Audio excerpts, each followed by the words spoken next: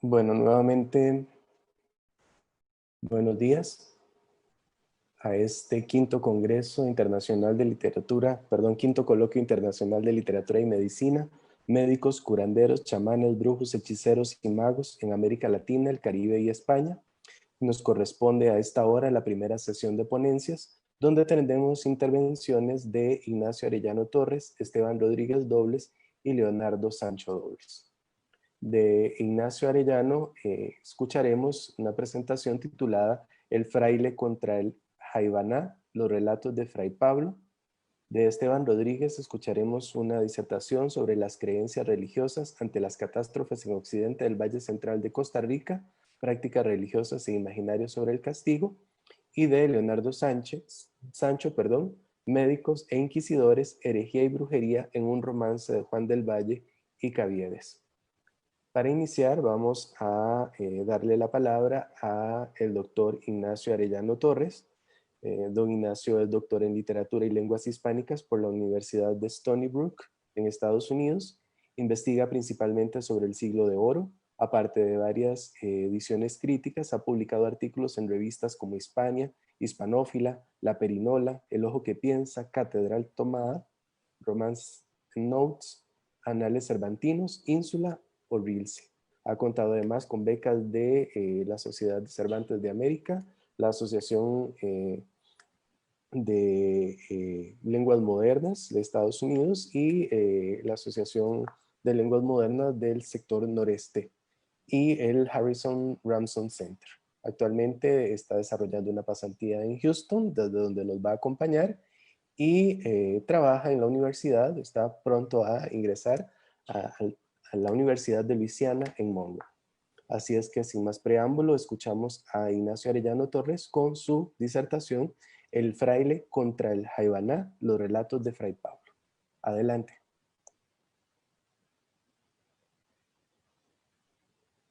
En primer lugar, agradecer a Jairo, Leonardo, Karen y todos los colegas de Costa Rica por ser anfitriones de este coloquio, que seguro que es bien fructífero. En segundo lugar, me gustaría señalar que mi especialidad es el Siglo de Oro, pero el proyecto o mi intervención de hoy tiene que ver con algo más personal, con algo que quizás queda fuera de mi interés académico, pero que he trabajado y me gustaría presentar en el día de hoy. Cuando hablamos de salud o de enfermedad, es imposible no hacerlo desde los parámetros, en ocasiones reduccionistas, que ordenan nuestra propia cultura. Para unos, la salud es algo puramente material, ya sea desde una perspectiva holística o parcial.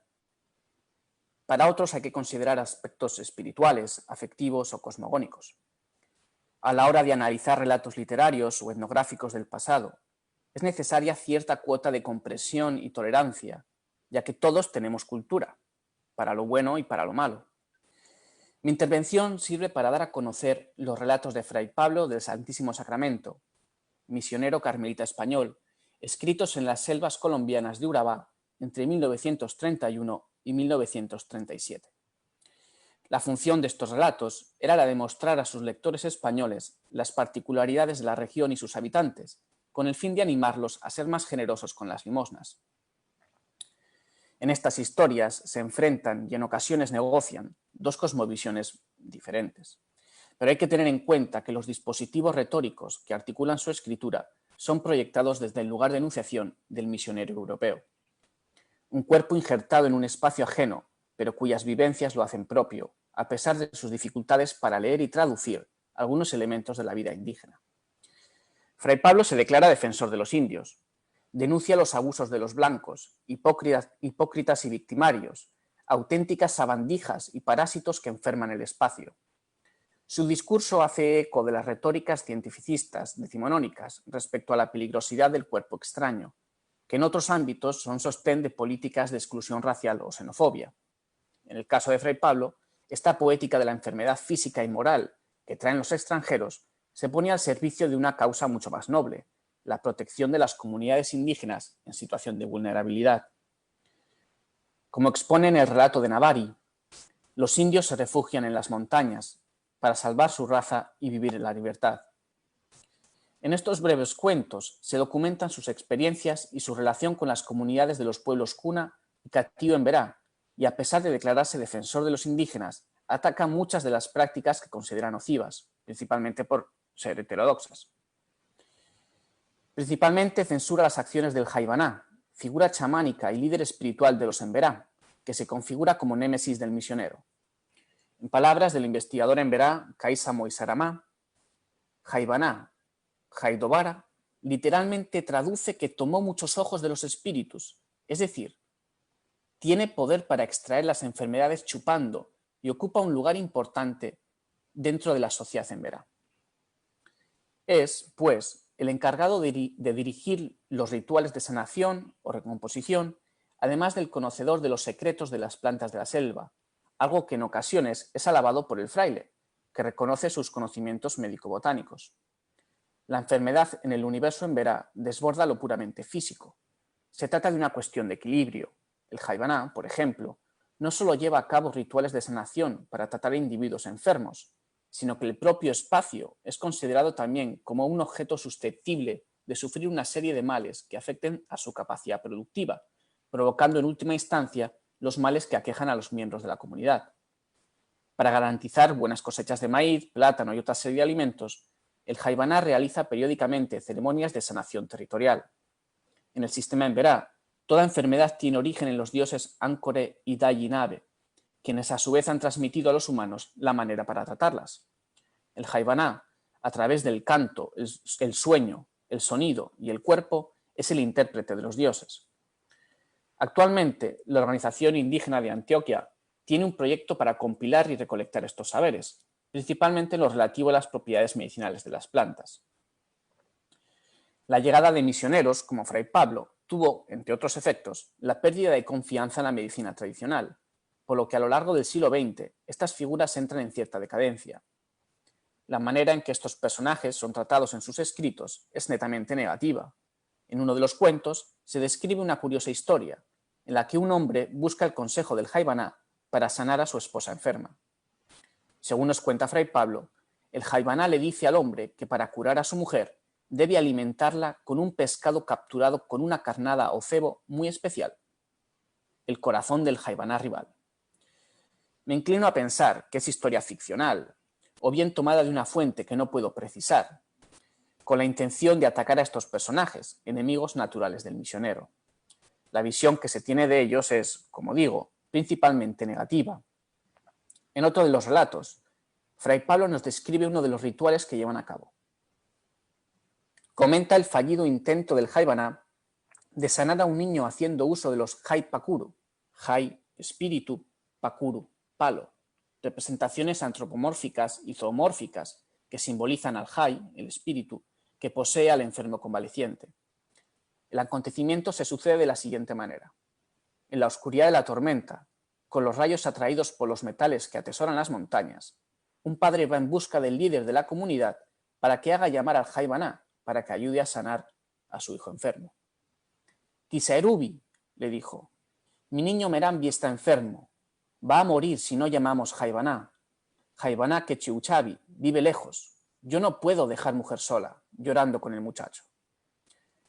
Uno de los aspectos que más llama la atención es la dimensión comunitaria del hecho médico, que no se trata de algo individual, de puertas para adentro en el ámbito familiar, sino que, como le responde Kisaerubi, no solo yo, todos vamos a ir. Tú, Nakutsama, avisa a Chapuma para que todos los indios de Chichirrido vayamos a casa de Navari, que tiene el niño enfermo. La ceremonia involucra a todos los habitantes del área, que se suman a la fiesta. Uso la palabra fiesta porque es el término que Fray Pablo usa. Imagino que en los procesos de traducción de la lengua catía al castellano, la voz fiesta se privilegia sobre otras como ritual o ceremonia. Parte importante de esta son los jaiwarrás. Jai espíritu, warra hijo, hijos del Jai, los espíritus que dominan la vida en Verá, que el autor identifica con los anteriormente mencionados idolillos de madera. El ritual de sanación consiste en el canto del Jai, donde el Jaibaná, a través de sus cantos y sus bastones, llama a los espíritus que enferman al convaleciente para poder negociar y conocer las causas de la dolencia. Otro elemento importante son las danzas descritas en el relato, que siguen vigentes hoy en términos muy parecidos a los descritos por el fraile, con el uso del tambor cilíndrico y el desplazamiento circular a través de pequeños saltos. En última instancia, según Fray Pablo, el haipakuru o monigote de palo que le aplicó el jaibaná lo puso peor. Algo que preocupa a Denavari, el padre. Palo no cura, le dice a su mujer cuando están a solas. En los cuentos se resumen estas ceremonias como una pantomima del todo ineficaz que se reduce a una gran borrachera colectiva. Pero es interesante ver lo que de verdad hay más allá de la lente negativa a través de la cual accedemos a estos rituales y extraer lo valioso de estas observaciones etnográficas. La chicha de maíz, como confirma el antropólogo colombiano Luis Vasco Uribe, efectivamente juega un papel clave en las ceremonias, ya que es el alimento predilecto de los jais. Tras el fracaso del jaibaná, llega el turno del fraile y las hermanas Mercedes, Josefa y Alicia, que llegan al bohío y al ver al niño enfermo diagnostican que son parásitos intestinales, tras lo cual le dan al padre una receta para que baje al pueblo y el médico le dé unas pastillas. Le aleccionan además para que queme los haipakurus, los jaiwarrás y que no haga caso nunca a los jaibanás. Acuerdan el bautizo de la familia, aunque la madre decide en última instancia no bautizarse, por lo que el matrimonio queda disuelto y el padre recién bautizado obtiene licencia para casarse de nuevo gracias al privilegio paulino. Como vemos, Fray Pablo subraya en sus historias este enfrentamiento entre ellos y el jaibaná, enfatizando los aspectos negativos de su labor.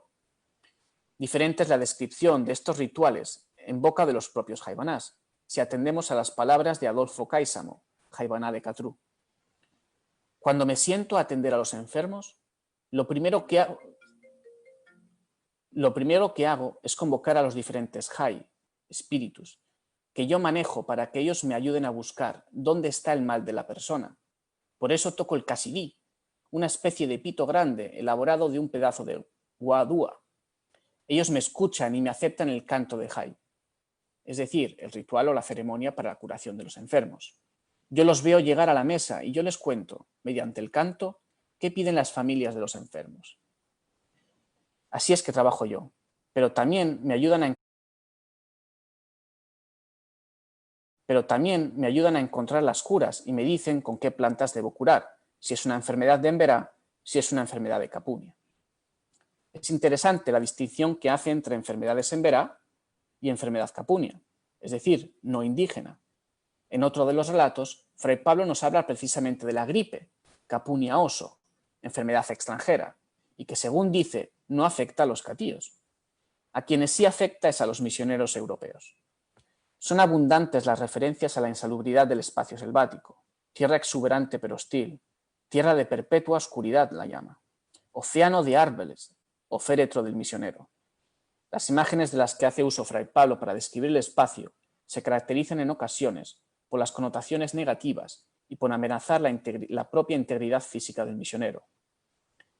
Aquí debemos apuntar que si bien Urabá es de hecho un lugar poco salubre, principalmente para los individuos que no han desarrollado un sistema inmunológico preparado para hacer frente a las condiciones climatológicas del lugar, como pueden ser los misioneros españoles, los parámetros retóricos del discurso misional exigen acentuar esa insalubridad, justificación y reflejo en vida del espíritu de sacrificio de Jesucristo, referencia del ideal misionero, resignación e imitatio Christi. Es decir, no necesariamente son quejas de la dureza del entorno, sino que la narrativa se recrea en esa insalubridad para reforzar el sentido de su vida sufriente, ganándose así por derecho la gloria celestial. La climatología del área y su radical diferencia con las condiciones del origen patrio los convierte en víctimas propicias de las afecciones tropicales. Tenemos un cuento donde se describen los efectos del paludismo, todas las etapas de la convalecencia, los sudores, los vómitos, etc. El paludismo, afirma Fray Pablo, afecta tarde o temprano al 100% de los misioneros. Si bien no se trata de una enfermedad mortal per se, debilita el sistema inmunológico del individuo, permitiendo que otras enfermedades ataquen al organismo. De paludismo nadie muere. El paludismo no mata de repente. Socava la salud traidoramente y luego se esconde para que el médico dictamine y diga murió de tisis o de una afección hepática o de un cólico nefrítico o de una anemia tropical. Como explica El paludismo se debe a la picadura del mosquito Anopheles, aunque también señala que hay en Urabá una gran variedad de especies de mosquitos ponzoñosos. La enfermedad debilita al paciente y provoca fiebres y delirios, siendo uno de los remedios que menciona Fray Pablo el uso de la quinina, extracto de propiedades antimaláricas, que no siempre está al alcance del enfermo. En otro relato se nos relata cómo las niguas, pequeños insectos que anidan bajo la piel, afectan al viajero, convirtiéndose en los más grandes enemigos de los misioneros. Se introducen bajo la piel, escogiendo puntos propicios para ello, como la zona bajo las uñas de los pies. Una infestación de nigua, no tratada, puede provocar la pérdida del miembro y además, según dice el fraile, pueden provocar golondrinos, infecciones en las glándulas sudoríparas de la axila. Hay que tener en cuenta que se trata de lugares de difícil acceso, por lo que los más comunes problemas, diarreas, cortes y heridas, lombrices intestinales, etc., pueden constituir situaciones muy peligrosas. En Apóstol de cuerpo entero, narración panegírica del padre Rafael, al ver a este portar jeringuillas, alicates de dentista y otros instrumentales médicos básicos, declara: realmente que es útil y necesario saber poner inyecciones para tantísimos casos de enfermedades, que por no haber quien se lo impida, se llevan a tanta gente al otro mundo. La muerte sobrevuela muchos de los relatos, ya como elemento central que articula la narrativa o como motivo tangencial que sirve como desencadenante de la trama principal. Se puede dar por accidente, como le sucedió al mentado padre Rafael, aplastado por un árbol en la selva, o por enfermedad, como los abundantes casos en los que se requiere la presencia del misionero para asistir y dar la extrema unción a los moribundos. Especialmente significativas son las referencias a la mortalidad infantil y las complicaciones en los partos. En una ocasión se le pide al misionero que con sus manos extraiga un mortinato de una mujer que se está muriendo con la esperanza de salvarla. Las parteras le exigen al fraile que lo haga porque sus manos son particularmente finas. No quiero imaginarme la escena del fraile asistiendo en un parto a una mujer moribunda, ¿no? Pero seguro que es terrorífica, como así lo muestran la historia, ¿no? La narración. En otras historias, Fray Pablo ataca otro tipo de prácticas de naturaleza heterodoxa que hacen uso de elementos de la religión católica, como pueden ser los secretos, formulaciones orales destinadas a curar ciertos males, recopiladas principalmente en Detente sangre y Cuando nació María. La oralidad es un aspecto clave en los escritos de Fray Pablo: secretos, canciones, juegos populares, leyendas. Ciertos individuos, auténticos profesionales, son garantes del mantenimiento de esta biblioteca de la memoria. Por ejemplo, según le dice uno de ellos, la picadura de una serpiente no puede ser tratada por la medicina moderna. Solamente uno de estos secretos, en conjunción con las hierbas de la selva, puede ser de ayuda. Y con ciertas reticencias, por el carácter heterodoxo de esta creencia, se lo enseña al fraile. Yo curado sin temor, teniendo a María de consigo, madre del Verbo divino, virgen sin comparación, y a mi Señor San Pablo, y a mi Padre San Benito, y a mi Padre Jesús de Nazareno, in secula, en seculorum. Amén. El secreto es una amalgama de motivos cristianos, la Virgen, los santos y la adaptación del Gloria Patri. La religión católica es rica en imágenes, símbolos y motivos que son incluidos en esta medicina de carácter oral, privilegiando a aquellos individuos que hablan tanto la lengua española como la indígena. Otro secreto recopilado para tratar la picadura de serpiente hace referencia a los clavos de la cruz. Glorioso San Pablo, cuando el Señor bajó y os dijo: ¿para qué me quieres a mí? Para que me des los 3 clavos, el uno para tirarlo al mar de agua salada, el otro para dárselo a Constantino, defensor de la guerra, y el otro lo clavo en la mordedura de esta culebra para curarla hoy. El secreto hace eco de la leyenda de Santa Elena, madre de Constantino, quien se supone encontró los clavos en su viaje a Tierra Santa. Un detalle interesante es que de manera oral se remite a una acción, clavar el clavo en la mordedura, verbalizando una suerte de proceso de magia simpática.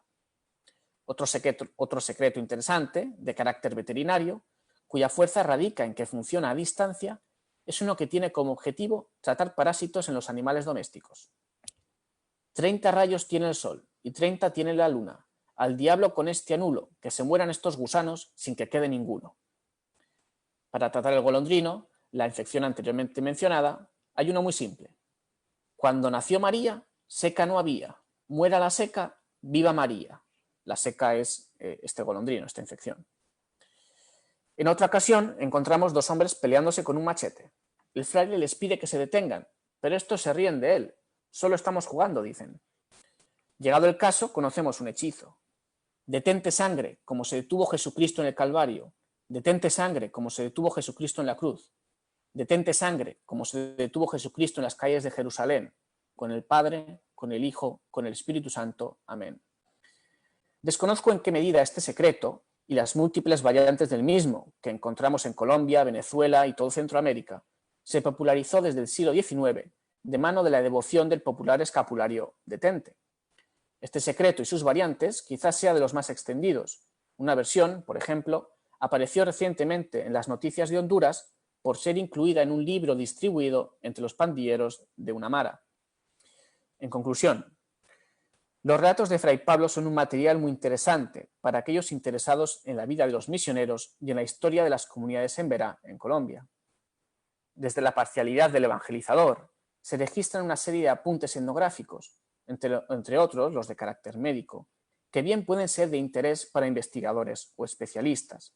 Para el resto, siempre nos quedan una serie de relatos cuyo valor literario, si bien no extraordinario, no desmerece en absoluto. Quizás contra la intolerancia frente a la cultura ajena, sea esta la indígena o la cultura de un misionero carmelita español de principios del 20, leer sea la mejor medicina. Muchas gracias. Muchas gracias a Ignacio por esta ponencia en la que rescata aspectos muy importantes de otras visiones y concepciones de medicina y de curación y cómo estos paradigmas culturales entran de alguna manera en conflicto, precisamente por estas visiones que también nos comentaba Ángel al principio, que tienen que ver con la lógica moderna en la que se inscribe la práctica médica. A continuación vamos a escuchar la siguiente ponencia por parte de el máster Esteban Rodríguez Dobles, es Les Máster en Historia por la Universidad de Costa Rica. Investiga en la línea de la historia de las mentalidades y los estudios sobre el esoterismo. Específicamente ha trabajado temas sobre teosofía, prácticas asociativas y creencias. Es miembro de la Red de Estudios sobre el Esoterismo Occidental y ha organizado diversas actividades académicas sobre historia cultural, masonería y movimientos asociativos. Esteban Rodríguez ha publicado diversos artículos sobre estos tópicos en Costa Rica y en España y actualmente es profesor de la sección de Historia de la Cultura en la Escuela de Estudios Generales de la Universidad de Costa Rica. Su presentación el día de hoy lleva como título Las creencias religiosas ante las catástrofes en Occidente del Valle Central de Costa Rica, prácticas religiosas e imaginarios sobre el castigo. Adelante, Esteban. Muchas gracias. Bueno, pues también gracias por recibir a un historiador en este reducto de literatura, ¿verdad? En este grupo de personas más cercanas a la literatura. Yo les traigo hoy una pequeña exposición de una investigación que ya llevaba pues algunos años de estar en la gaveta y el quinto coloquio la sacó de ahí. También la COVID sacó esta tesis del cajón y hoy vengo a compartirles un poco sobre esta aproximación a las prácticas de la creencia y los imaginarios sobre la catástrofe. Una cosa tal vez que voy a hacer es un poco de magia también que ya ustedes han hecho, y es la de traer voces de personas que ya no están. He traído algunos ejemplos de documentos, algunos coloniales, otros ya de la era republicana de Costa Rica, y la conferencia está organizada en tres aproximaciones. Una primera aproximación a lo vivido, es decir, a la vivencia material concreta de las catástrofes. Una segunda aproximación a lo sentido y a lo dicho, es decir, qué decía la gente, qué sentía la gente del occidente del Valle Central de Costa Rica ante las catástrofes. Y por último, una tercera aproximación a lo simbólico, es decir, qué tipo de símbolos, qué simbolización y qué ideologización encontramos en torno a estas prácticas de la creencia y estos imaginarios sobre la catástrofe. Bien, esto que les voy a mostrar a continuación es la zona, la región más o menos donde se ubica el occidente del Valle Central de Costa Rica.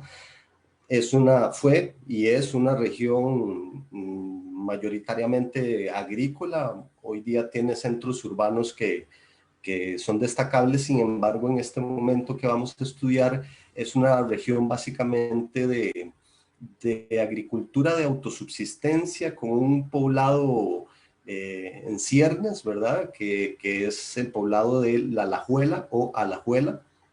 Y esta región, a diferencia de la región oriental del Valle Central, donde encontramos a Cartago, Heredia, ¿verdad? Son centros que en ese momento eran además la capital del país.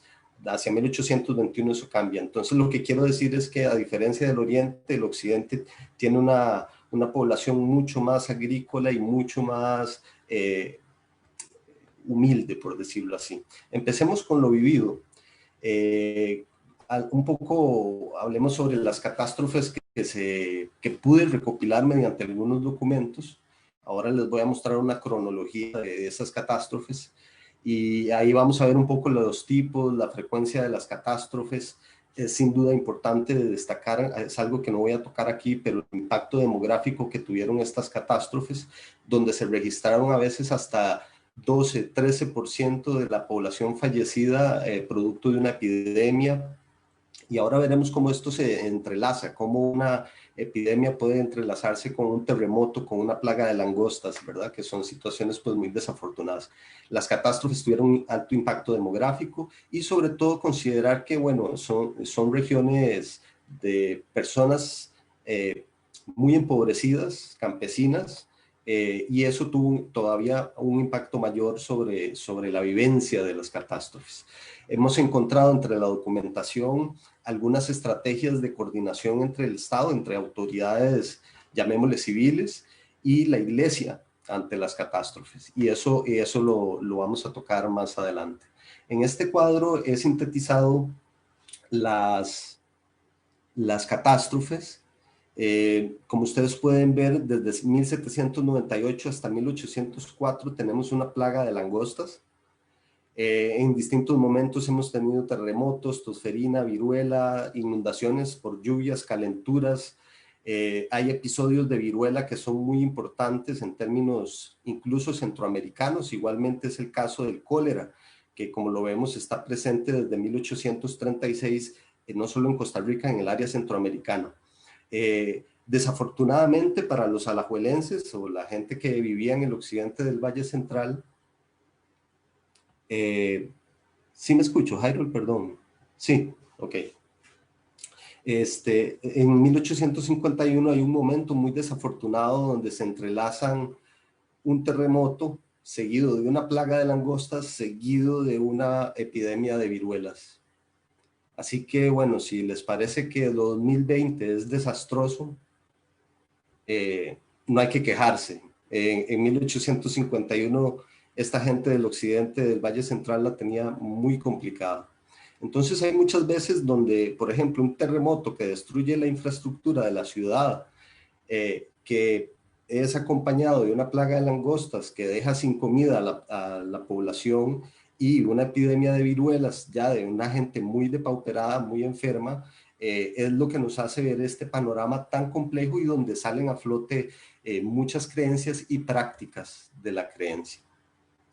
Entre lo vivido, bueno, ya cosas que he dicho, la población, este marco socioeconómico donde tenemos una población con una pobreza generalizada, una sociedad agraria con recursos al límite, sobre todo debido a ese modelo de autosubsistencia, pero además hay otro factor importante en este marco socioeconómico, y es que a pesar de que la ciudad de Alajuela tenía la iglesia y era el núcleo de población, había una gran dispersión poblacional por toda la región debido precisamente a las faenas agrícolas. Dentro de las condiciones materiales del culto, una de las cosas que habría que destacar es que Costa Rica hasta 1850 dependió del Obispado de León. Éramos una provincia eclesiástica que dependía de León, entonces a veces se dilataba mucho el tiempo entre una carta, entre una ordenanza, entre las estrategias que venían desde León hacia Costa Rica, y además nos topamos con poquísima edificación eclesiástica. De hecho, en el occidente del Valle Central, todavía hacia 1837, solo había una iglesia. Era más común encontrar oratorios, ermitas y sobre todo los polémicos oratorios domésticos donde se armaban sus buenas fiestas, sus saraos, sus rezos, ¿verdad? Y donde se consideraba por las autoridades eclesiásticas una verdadera blasfemia aquella práctica. Sin embargo, esta faceta de los imagen santoral y de la devoción de los santos, no la voy a tratar aquí. Más me voy a abocar a otros tipos de prácticas de la creencia. Pasemos a lo sentido. ¿Qué sintieron, qué dijeron los pobladores del occidente del Valle Central? Bueno, una de las cosas que yo encontré al estudiar la documentación de estos 55 años fue que se detonaban siempre un malestar espiritual cada vez que había una plaga o una epidemia importante o alguna situación como las que vimos en el cuadro anterior. Hay una creencia importante dentro de esta configuración, digamos, del sentir, y es la idea del buen morir. Y el buen morir requiere de una serie de prácticas y de pasos para que usted pueda alcanzar el más allá y la vida eterna. Y esto no estaba pasando en el occidente del Valle Central en ese momento. No solo eran deplorables las condiciones de infraestructura, sino que además había una poca atención sacramental. Habían un cura y un coadjutor para atender una población de casi 13,000 habitantes. Entonces era imposible poder darle los santos óleos con prontitud a mucha de la gente que estaba agonizando en este contexto. Entonces hubo una gran polémica por la necesidad de curas. Aquí, bueno, les voy a traer la voz del alcalde de Esparza, que le escribía al jefe político de Alajuela. Y aquí lo que quiero que noten es que el tema de los sacramentos, la problemática de los sacramentos fue una problemática municipal. Y esto es muy interesante en términos de las estrategias ante las catástrofes, precisamente. Le decía al alcalde de Esparza, al jefe político, para que dignándose tomar en consideración el abandono y miseria en que se hallan estos vecinos, justamente el socorro espiritual, temerosos de morir sin confesión y demás auxilios, y más cuando se advierte alguna enfermedad y sin esperanza de los padres pasajeros que muchas veces suelen al pasar socorrer, por no ser tiempo oportuno, y que el señor vicario puede remediar, ya que sea con el citado padre cura o con cualesquiera otro que sirva de consuelo a estos infelices que gimen clamando al cielo deseando ver un cura párroco en este pueblo. Claramente el clero no se iba a quedar callado y más bien manifestaba que los vecinos solo llegaban a la confesión cuando habían catástrofes o cuando había una necesidad como esta. Y aquí tenemos al coadjutor defendiendo al cura Nicolás Bonilla diciendo lo siguiente: el tiempo de Cuaresma se ha tocado la campana y los vecinos principales de Alajuela no la oyeron, porque al tiempo de tocarla estaban en sus cercos y el tañido no pudo llegar a sus oídos. No la oyeron porque desacostumbrados a recibir el pan desconocen el sonido que designa la repartición. Y así es que, ciudadano jefe, si soy acreedor a un cargo será por no haber liquidado el pan, la hostia, y metídolo con cuchara como al enfermo que lo repugna. Venga un solo vecino y dígame, quise confesarme y no hallé con quién. ¿En dónde está el que de ellos en muchos años haya cumplido con la iglesia?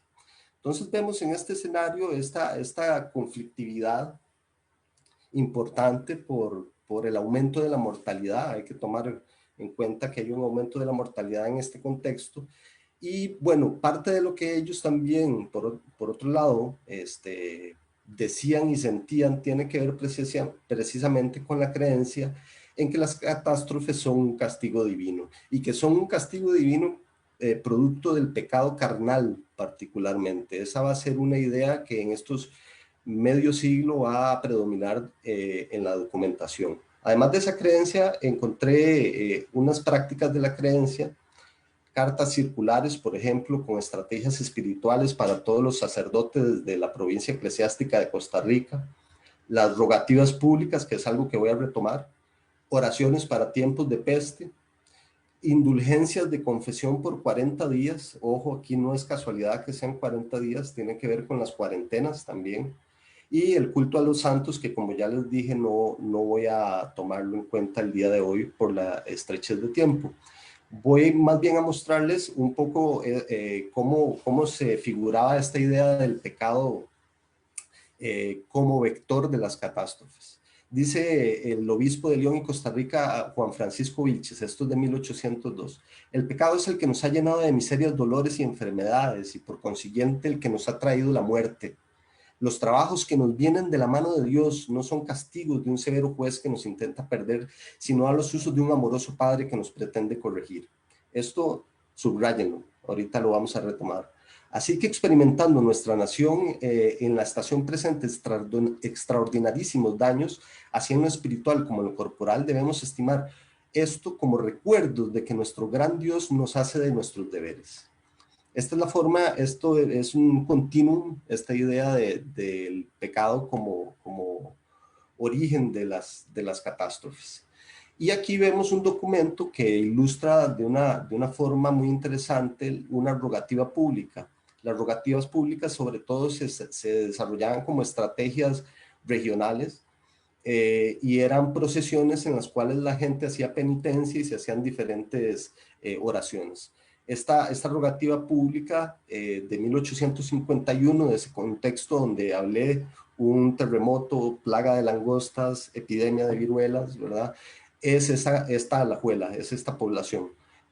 Dice así, comunicado en la cual manda disponer rogativas y penitencias públicas en todas las iglesias del obispado para aplacar la cólera divina, manifestada con la temida plaga del chapulín, y exhortar a los fieles a mejorar sus costumbres y a huir del delito para conseguir este objeto.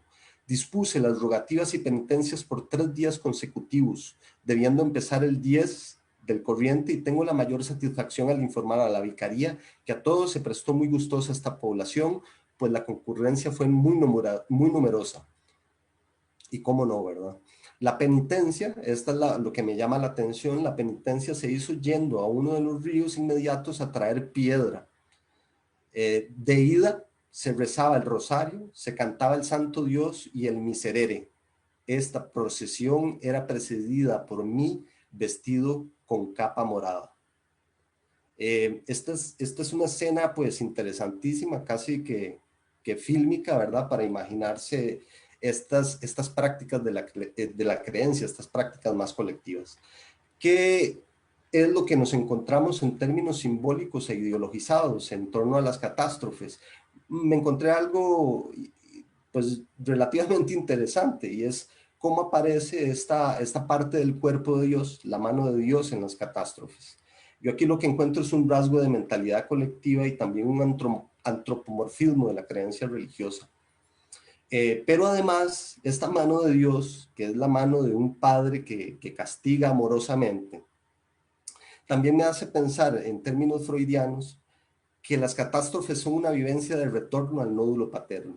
Es esa experiencia de castigo que te hace precisamente retornar en términos más psíquicos a esa experiencia del nódulo paterno.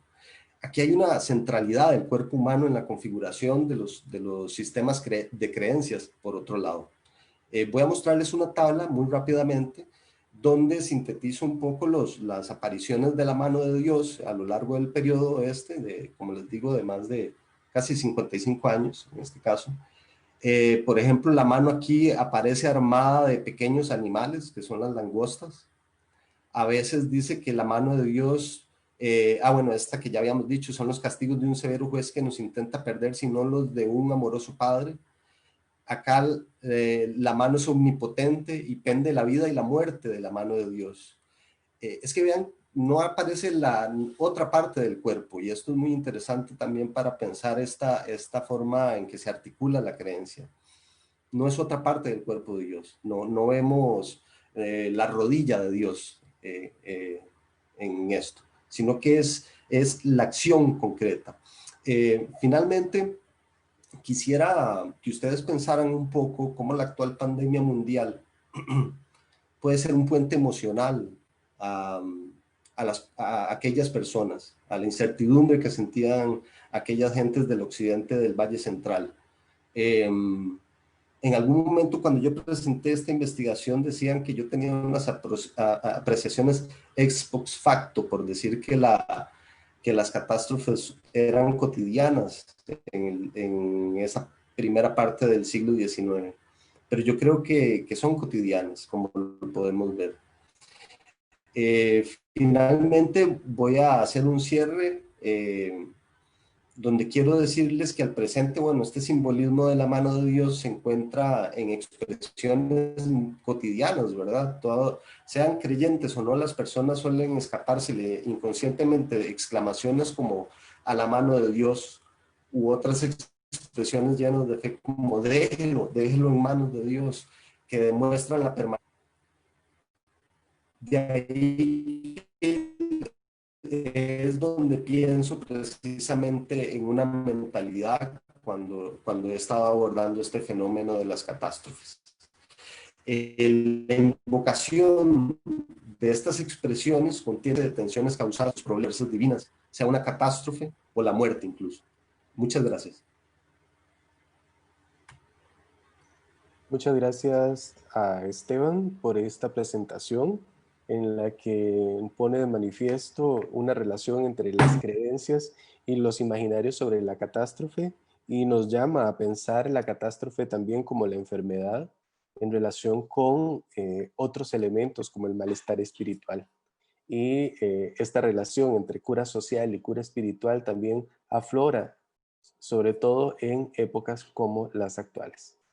Seguidamente, para esta mesa, vamos a tener la presentación de Leonardo Sancho Dobles. Leonardo es doctor en literatura hispánica y teoría de literatura por la Universidad de Navarra.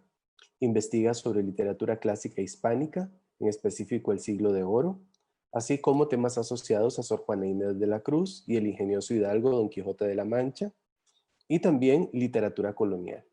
Tiene más de medio centenar de publicaciones entre libros y artículos publicados en libros colectivos y revistas especializadas. Es miembro del Consejo Asesor de las revistas Hipogrifo, Destiempos, Herencia y de la colección Batijoa. Es profesor del programa de posgrado de literatura y de la sección de comunicación y lenguaje de la Escuela de Estudios Generales en la Universidad de Costa Rica, catedrático Humboldt 2019 y organizador de este coloquio. A continuación vamos a escuchar a Leonardo con la presentación titulada Médicos e Inquisidores, Herejía y Brujería en un romance de Juan del Valle y Caviedes. Adelante, Leonardo.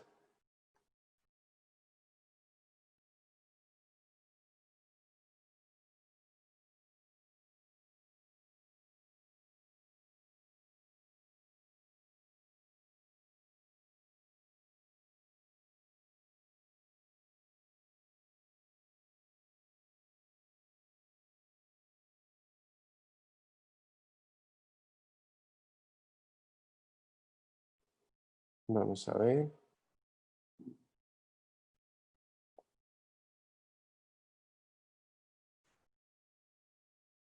Un segundo.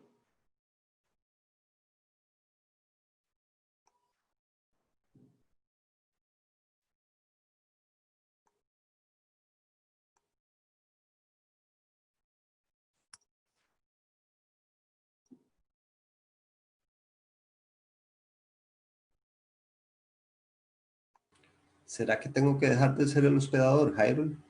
Eh, Dame un segundo para tratar de corregir eso también.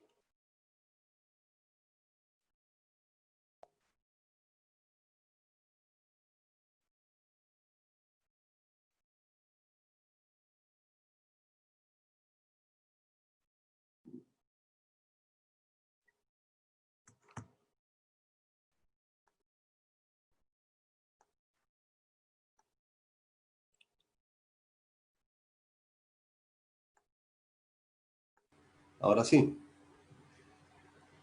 Dame un segundo.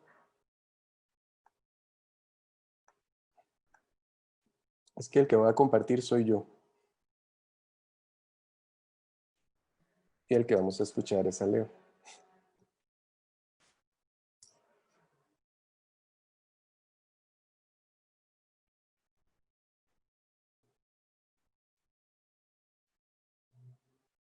Vamos a ver.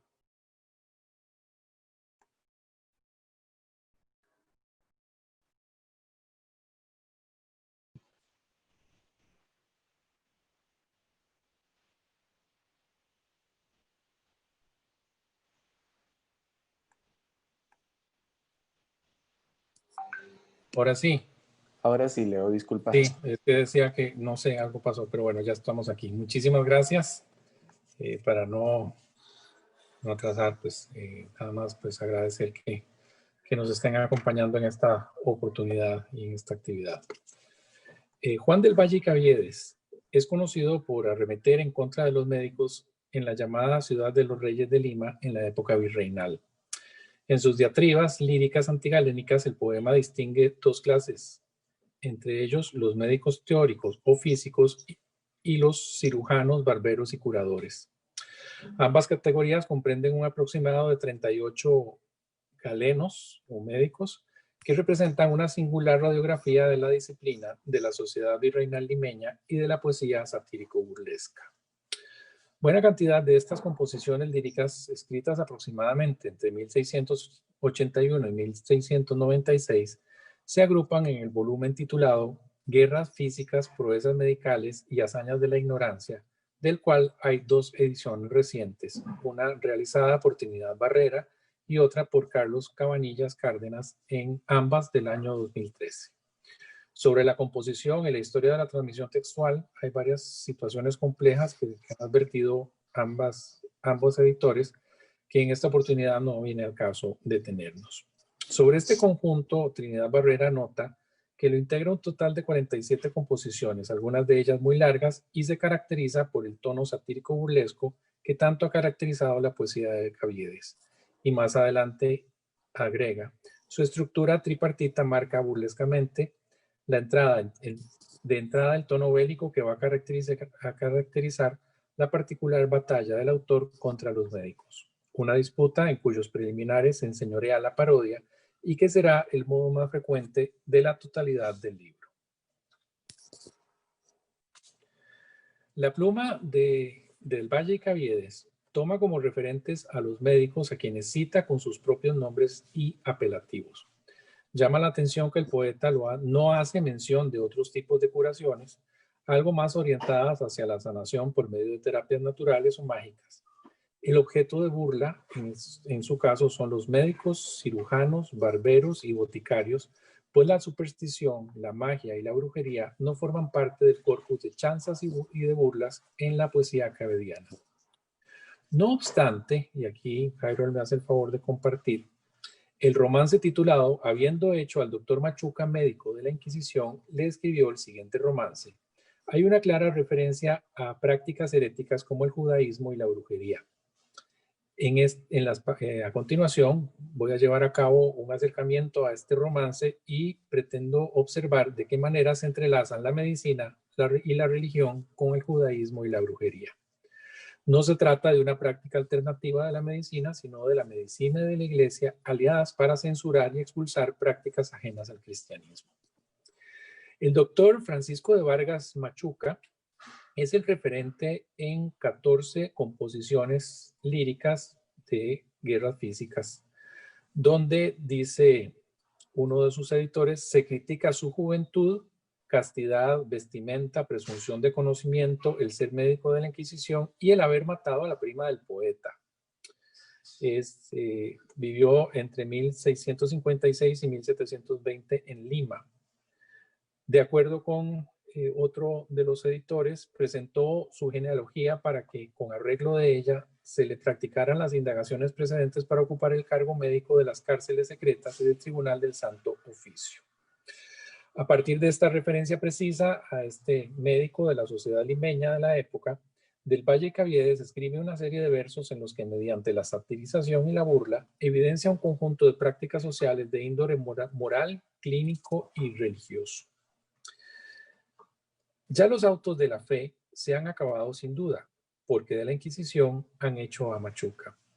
Relajados en estatuas saldrán judíos y brujas, no en persona, que estarán ya relajados en purgas. Tan hechiceras como antes serán las tristes lechuzas, si en manos de este doctor han de volar con unturas. Castigo de sus errores condigno es, si bien se juzga para que quien vive errado, errado muera en la cura. El diagridio y mataliste es la leña que chamusca a los judíos por dentro, en vez de encina robusta. El maná medicamento es contrario al que ellos usan, porque con el suyo comen y con el otro se ensucian. A que este de su doctor no tan solo vienen lluvias, sino es en truenos causando el lodo hasta la cintura. Ya sin brujas se acabó el regocijo de la chusma de tirar a las corozas la munición de la fruta. Ya los casados 2 veces dejan a las mujeres viudas, a la primera receta y a la segunda y a la visita segunda. Ya la penca queda ociosa de no haber en quién sacuda, si por el fuego y baqueta sufren bebidas y ayudas. Si echándole a tal doctor de sus errores no curan, los herejes y judíos no guarden que se reduzcan, porque él es persona honesta, a la Inquisición se una, pues se alaba que jamás desató su bragadura. El romance muestra un cuidado andamiaje retórico en el cual la voz lírica satiriza la sociedad y lleva a cabo una burla del médico Machuca, sus tratamientos, métodos y efectos como médico recién nombrado en el Santo Oficio. Una posibilidad de aproximación al texto lo ofrece la dilogía, es decir, la figura retórica del doble sentido que un mismo término puede tener en un solo enunciado. Y un buen ejemplo de este valor dilógico es el que representa la palabra errado, que aparece entre los verbos 15 y 16. La voz lírica enuncia para que quien vive errado, errado muera en la cura. Conviene detenerse en estos 2 versos, pues el juego retórico significa, por una parte, el error de quien vive en la herejía y por otra, el descuido del médico o de quien lleva a cabo la cura. Pero también puede significar que los herejes mueren curados por el suplicio y el castigo del hierro. Ahora bien, si se ha establecido de primera entrada un acercamiento al romance desde este juego semántico de la dilogía, con ella se han planteado los elementos que entran en juego en este poema. Se puede observar que hay presencia de quienes cometen la herejía, de quien castiga y corrige estas prácticas. Finalmente, los métodos de suplicio y corrección para detener, prohibir, censurar, castigar y eliminar las costumbres heréticas. En el grupo de los herejes se van a ubicar los judíos, las brujas y los bígamos. Por la parte de quien ejerce el castigo y la amonestación se encuentra el médico, en este caso Machuca. Y finalmente, sobre los suplicios y métodos disciplinarios, este texto muestra una variedad de procedimientos encubiertos mediante juegos retóricos en prácticas clínicas, terapéuticas y curativas. La herejía de la brujería y del judaísmo son mencionadas en conjunto en la segunda estrofa del romance, mediante este juego dilógico en el cual la voz lírica se vale de la ambigüedad semántica del término relajado. Presten atención. Entre los versos 5 y 8, la voz lírica dice: relajados en estatuas saldrán judíos y brujas, no en persona, que estarán ya relajados con purgas. A propósito de esta dilogía, en la edición llevada a cabo por Carlos Cabanillas del texto Guerras Físicas, Proezas Medicinales y Hazañas de la Ignorancia, dice Cabanillas: esto es una antanaclasis por relajados, la dilogía, relajados o aliviados del estómago por las purgas, como sentenciados, del verbo relajar, que significa entregar al juez eclesiástico al secular según reo digno de pena capital. Y luego en estatuas por referencia a los cuerpos muertos, pero sobre todo a la costumbre de ajusticiar una imagen, una estatua o un muñeco del criminal cuando no se le podía ejecutar en persona. Y judíos y brujas junto a polígamos eran los más perseguidos por la Inquisición. Esto es lo que nos indica Cabanillas. El doble sentido, como ingenio retórico, devela la ironía y la sátira y la burla en las que los diagnósticos y tratamientos clínicos a partir de laxantes y purgas utilizados para limpiar y evacuar el vientre son equivalentes a métodos de suplicio utilizados por el Santo Oficio para purificar las almas de los herejes. De tal manera, las purgas que realiza Vargas Machuca como médico recién nombrado de tal institución son tan efectivas como cualquier otra práctica inquisitorial de tortura. En este sentido, la dilogía también juega con la ambigüedad del término purgas, pues en esta estrofa se refiere tanto a la limpieza del vientre, efecto del tratamiento laxante, y también a la purificación del alma, pues ha cumplido una pena por haber cometido una falta o un pecado de herejía. El caso de la bigamia en este romance es el que ocupa menor atención en el texto, particularmente se enuncia entre los versos 33 y 36, y dice: ya los casados 2 veces dejan a las mujeres viudas, a la primera receta y a la visita segunda. Esta estrofa, la bigamia, se expresa de manera precisa mediante el enunciado los casados 2 veces, o sea, bigamia, casados 2 veces. Y el recurso retórico del doble sentido se hace evidente gracias al juego que se establece entre el numeral 2, el plural mujeres, y los números ordinales primera y segunda, acompañados de los términos médicos receta y visita. ¿Esto qué significa? Que el sentido del valor dilógico, además de hacer alusión a la primera y a la segunda esposa, hace referencia también al castigo o al ajusticiamiento para quienes cometen este pecado, que se lleva a cabo mediante la receta médica la primera vez y por la visita del doctor a su paciente enfermo en la segunda oportunidad. Ambas prácticas clínicas, la receta y la visita, le provocan la muerte al hereje y por tanto ambas mujeres enviudan. Contrario al pecado de la bigamia, la brujería sí merece mayor interés en este texto. La voz lírica establece una analogía con las lechuzas. Hace referencia al escarmiento y al escarnio público. Con respecto a la analogía de las lechuzas, entre los versos 9 y 12, se dice: tan hechiceras como antes serán las tristes lechuzas, si en manos de este doctor han de volar con unturas. Al respecto de esta construcción metafórica, Cabanillas anota que la imagen de las lechuzas estaba relacionado tópicamente con las hechiceras. Era creencia popular que las brujas podían volar después de untarse el cuerpo con sustancias mágicas. Pero aquí se juega por la dilogía con volar como morir y las unturas con ungüentos del médico. Lo que está planteando entonces en este sentido el editor de Caviedes es que en este caso el tormento que se lleva a cabo el médico del Santo Oficio a las hechiceras herejas consiste en el tratamiento y la cura por medio de los bálsamos y las unciones aplicados de manera tópica, de modo que terminan falleciendo por este tratamiento. Por otra parte, otro de los castigos realizados en la brujería es mencionado entre los versos 29 y 33. Ya sin brujas se acabó el regocijo de la chusma de tirar a las corozas la munición de la fruta, dice el texto. En esta oportunidad se hace mención a la práctica social del auto de fe, precisamente con el que se inicia este romance, el ejercicio del ajusticiamiento ejemplar, del castigo, del escarnio, del linchamiento público, en el cual el pueblo, la chusma, lanzaba objetos y pronunciaba improperios a los penitentes a quienes se les hacía llevar un sombrero en forma cónica llamado coroza. Cabanillas indica: se tiraban frutas y hortalizas a las brujas que la justicia sacaba a pasear con la coroza de papel como afrenta. Por otra parte, en el caso del judaísmo, el romance muestra mayor número de elaboraciones metafóricas relacionadas con los tratamientos médicos, como también métodos de suplicio y sus efectos. Entre los versos 17 y 28, la voz lírica establece una serie de juegos retóricos relacionados con la purgación, los castigos, los alimentos y la escatología. El diagridio de Mataliste es la leña que chamusca a los judíos por dentro, en vez de encina robusta. El maná medicamento es contrario al que ellos usan, porque con el suyo comen y con el otro se ensucian. a que este de su doctor no tan solo vienen lluvias, sino es en truenos causando el lodo hasta la cintura.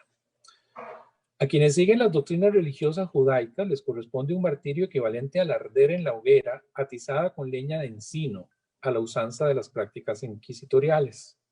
Sin embargo, merced a las destrezas terapéuticas del doctor Vargas Machuca, la curación se lleva a cabo por medio del diagridio, que, según el diccionario de autoridades, se trata de una composición medicinal purgante que se usa regularmente en las píldoras y es la escamotea preparada con zumo de membrillo o de ororuz.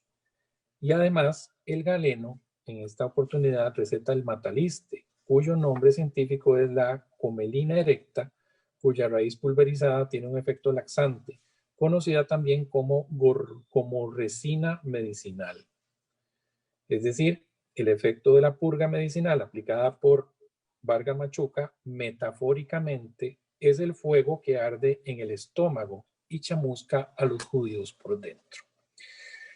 En el caso referencial de la referencia al maná, también el mismo Cabanillas anota, de acuerdo con Covarrubias, el maná medicamento no se refiere aquí solo al maná bíblico que se encuentra en el Éxodo 16, sino que también a cierto rocío que se coge en el campo, un vapor muy graso y suave, el cual, levantado de un día con la fuerza del sol, se condensa de noche y descendiendo se asienta sobre las hierbas, hojas y ramos de muchos árboles, donde se congela de tal manera que se puede coger como una goma. De su naturaleza y uso de ella en medicina, verás los que tratan de ella, particularmente a Laguna sobre el Dioscórides, a quienes hacía referencia Ángel Delgado en su exposición. En esta oportunidad, también la voz lírica echa mano de la dilogía para evidenciar el doble sentido del término, pues el maná bíblico es el alimento para los judíos, es decir, con el suyo comen, mientras que el que utiliza Vargas Machuca es el medicamento purgante, con el otro se ensucian. El efecto burlesco de estas dos estrofas precedentes se vierte en los siguientes versos o en la siguiente estrofa, en los cuales también mediante un juego de alusiones, metáforas y analogías y otros mecanismos retóricos, la voz lírica también hace referencia a las consecuencias de los efectos laxantes. De tal manera, las lluvias, los truenos y el lodo producen una imagen grotesca y escatológica, pues como metáforas, el sentido que representa está en lugar de otro significado, por la asociación sensorial, táctil, olfativa, visual y auditiva de una evacuación del vientre. Por lo tanto, esta sería húmeda, sonora y sucia. Es decir, en buenos términos, el doctor Machuca manda literalmente a cagar a los herejes. El poema de Caviedes evidencia una carga semántica de la purga y los efectos purgantes, en tanto en el ámbito clínico como en el religioso y moral. Las purgas médicas como instrumentos de suplicio y también de purificación son curativas y purificativas en el cuerpo y en el alma. Surten un doble efecto exorcizante. De tal manera, el médico se erige en un torturador y la institucionalidad de la Inquisición en un tratamiento medicinal. De acuerdo con el romance, la sociedad limeña virreinal ya no serán necesarias las prácticas inquisitoriales porque el ejercicio del médico terapéutico es más efectivo que los suplicios y torturas del Santo Oficio. Porque el doctor Vargas Machuca, aunque pertenece a la vida seglar, es tan casto como un clérigo. Y termina el romance diciendo, ya la penca queda ociosa por no haber en quien sacuda, si por el fuego y baqueta sufren bebidas y ayudas. Si echándoles tal doctor de sus errores no curan los herejes y judíos, no guarden que se reduzcan, porque él es persona honesta, a la Inquisición se aúna, pues se alaba que jamás desató su bragadura. Muchísimas gracias por la escucha y por la atención. Muchísimas gracias a vos, Leonardo, por esta presentación. en la que se pone de manifiesto cómo hay una relación entre prácticas sociales, morales, médicas y religiosas que se satirizan en este romance y que además dan cuenta de prácticas curativas con muestra de hechizos y creencias. En esta mesa hemos tenido entonces una primera sesión de ponencias en el Congreso de Literatura y Medicina, donde la curación ha sido, desde mi perspectiva, el tema de fondo en relación con prácticas que varían culturalmente y que están marcadas por visiones de mundo, paradigmas y perspectivas que fijan a su vez la forma en la que hemos hecho frente a enfermedades, padecimientos y catástrofes, ya sea en la cultura caribe cuna o Catio en Verá, en la Costa Rica del siglo XVIII-XIX o en la Lima virreinal. Abriríamos entonces un espacio para poder evacuar dudas, para poder debatir, para poder hacer observaciones a nuestros tres ponentes. Quien quiera realizar una intervención, favor levantar la mano. Yo quiero referirme a un detallito, si me permitís, Iron. ¿Sí se me escucha? Sí, adelante. Ah, bueno, sí, no, gracias. Sí, evacuemos dudas, por favor. De acuerdo con Caviedes, yo creo que es lo más indicado.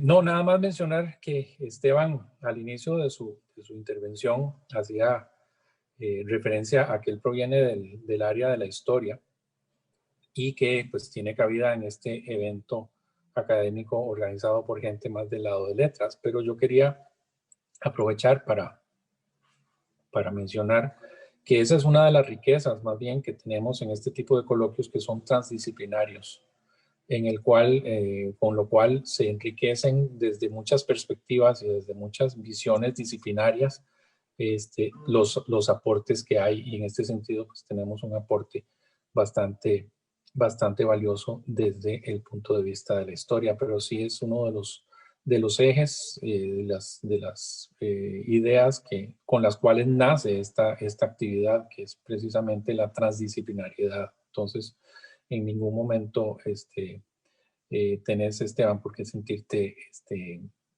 extraño en este ámbito, si al final de cuentas pertenecemos a una escuela que es una escuela inter y transdisciplinaria, y yo creo que es una de las riquezas que tenemos en este momento. Eso era lo que quería comentar. Gracias. Gracias, Leo. ¿Alguno o alguna desea realizar alguna intervención? ¿Está todo claro?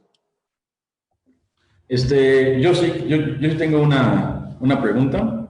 Adelante, don Edwin. La pregunta es específicamente para Ignacio sobre el jaibaná y el jaibanero. Esto está muy relacionado con lo que yo hago en México, que es con el trabajo del nahual. Me parece algo muy cercano. De hecho, voy a participar en un rato sobre esto. Pero me gustaría saber qué trabajos tienes, o bueno, qué literatura, qué se puede leer sobre el rol del jaibaná en estos días, dónde está, cómo lo consulta la gente, qué sucede, cómo se ve, digamos, no en una perspectiva histórica, sino qué pasa con él, con estas personas en estos días. Sí, pues creo que últimamente hay una serie de trabajos, sobre todo subvencionados por las instituciones de gobierno, que buscan recuperar esta serie de figuras, y hay varios trabajos, una tesis doctoral de este investigador en Verá, que he citado anteriormente. Él hizo su tesis doctoral sobre la cultura en Verá, y parte importante es la figura del jaibaná. Hay entrevistas y ciertos proyectos de recuperación que sobre todo tienen que ver con el lenguaje, porque quizás hay, no quiere decir que hay más dinero, porque no lo hay, pero sí que hay más interés por la recuperación de lenguas indígenas frente a otro tipo de aspectos. De todos modos, es una comunidad bastante grande en sus diferentes, ya sea en Colombia o en Panamá. Entonces, hay bastante trabajo hecho, o se está haciendo bastante trabajo de recuperación, de entrevistas. sobre todo compilación de leyendas orales en las que el Hayvanat tiene un protagonismo. Ahora mismo así no te puedo dar referencias precisas, pero sí que te puedo buscar y enviar enlaces o las referencias bibliográficas para que puedas profundizar, ¿no?, en la figura del Hayvanat. Pero sí Muchísimas que se gracias. está haciendo cierto trabajo de recuperación en los últimos, digamos, no sé, 20 años sobre este tipo de figuras y culturas y tradiciones. Muchísimas gracias. ¿Alguien más con alguna consulta o intervención?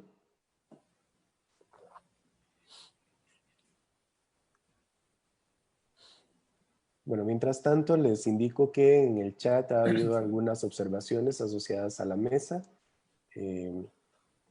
Angie Quiroz señala que se siente afortunada por haber escuchado cada una de las ponencias y agradece los temas tratados. Martina Vinatea reseña que son realmente interesantes las presentaciones que se han llevado a cabo. Y Nicole Girón apunta que muchas gracias por las presentaciones.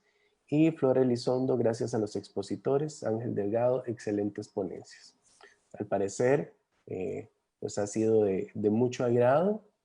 Han despertado mucho interés las ponencias que hemos tenido en esta primera mesa. Y si no hay más observaciones al respecto Y o hay una intervenciones. pregunta para Esteban en el chat. Sí. Ok, sí. Sara Rudman quiere hacer la intervención vía micrófono.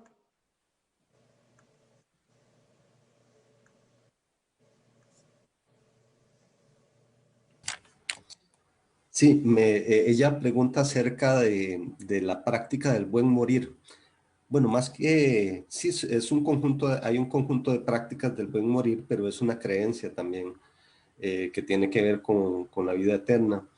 Existen textos muy interesantes que son los Ars Moriendi. Los Ars Moriendi son los artes del buen morir y tienen toda una disposición de cosas que debes de tener. Eh, el color de las sábanas, la cantidad de velas que deben de existir, el agua bendita, la disposición del sacerdote, toda una serie de cosas que son importantes para tener ese paso a la vida eterna.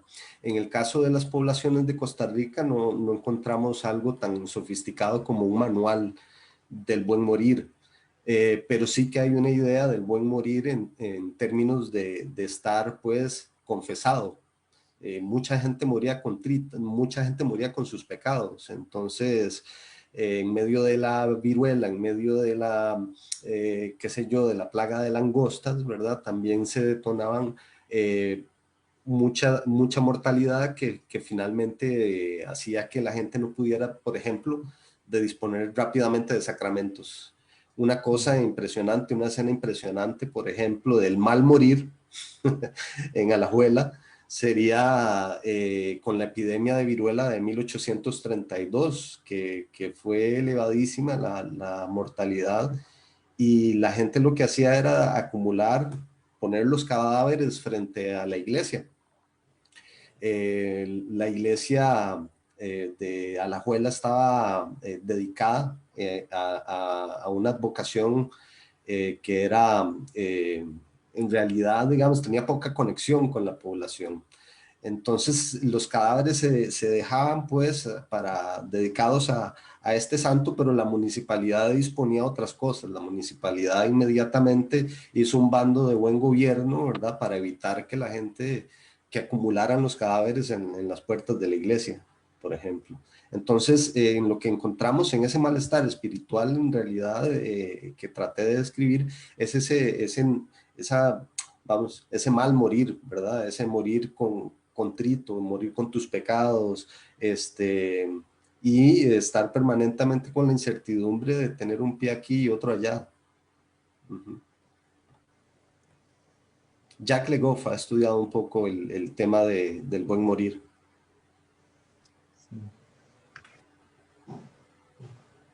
Muy bien. ¿Alguna otra consulta? No, nada más, Esteban mencionaba la mano de Dios, a la mano de Dios, a la mano de Dios.